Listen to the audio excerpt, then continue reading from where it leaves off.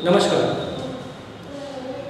आपके मन में अक्सर ये सवाल आया होगा कि जो हम आम खा रहे हैं उसकी गुठली से एक आम का पौधा ही क्यों होता है?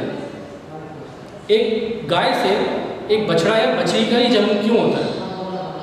अगर हम अपना ही केस ले लें तो मानव से एक छोटा उसके जैसा दिखने वाला बच्चा क्यों पैदा होता है?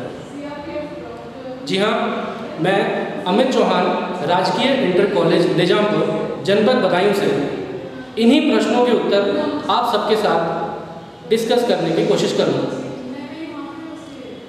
इन सब प्रश्नों के उत्तर जब हम ढूंढते हैं तो हमें विज्ञान की एक नई शाखा जिसे हम आनुवांशिकता कहते हैं यानी जेनेटिक्स मिलती है।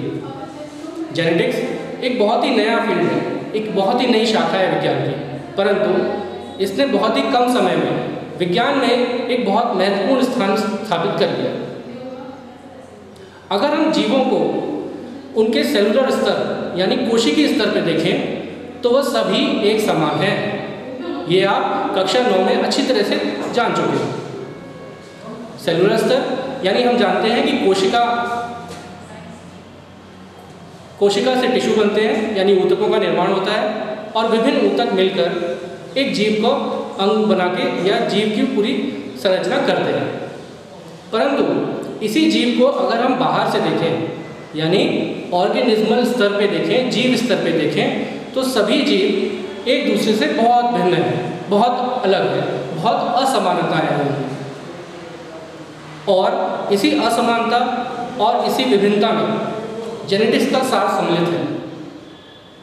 एक पीढ़ी से ये समानता अगली पीढ़ी में किस तरह स्थानांतरित हो रही है यानी ट्रांसफर हो रही है, इसी को हम वंशागति यानी इनहेरिटेंस कहते हैं। हम ये जानते हैं कि एक जीव अपने अगले जीव की उत्पत्ति करता है और ये जैव प्रक्रम का एक बहुत ही महत्वपूर्ण बिंदु है जिसे हम जनन कहते हैं। और इस जनन के द्वारा ही हम एक अगली संतान का अगर लैंगिक जनन का अध्ययन करें तो उसका लिंग क्या होगा उसका अध्ययन भी करते हैं, जिसे हम कहते हैं लिंग निर्धारण।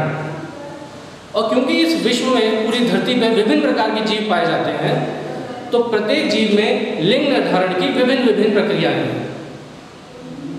कुछ में वातावरण के अनुसार लिंग निर्धारण होता है और कुछ में लिंग निर्धारण अपने आप स्वतः ही होता है, उसमें आनुवांशिकता का कोई महत्व नहीं होता।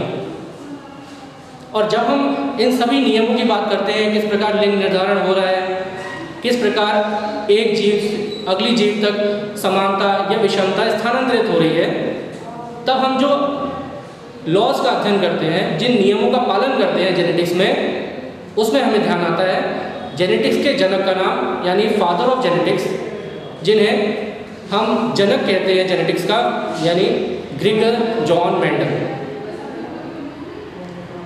तो चलिए इन्हीं सब प्रश्नों के उत्तर ढूंढेंगे और देखेंगे किस प्रकार से लिंग निर्धारण की प्रक्रिया होती है कुछ रेप्टाइल्स में यानी स्तनधारी जीवों में और मुख्यतः मनुष्य में। क्या है इसके पीछे और क्या हम जानते हैं कि किस प्रकार इस पूरी प्रक्रिया को हम कागज़ पे उतार सकते हैं, कैसे लिंग निर्धारण हम कर सकते हैं। धन्यवाद।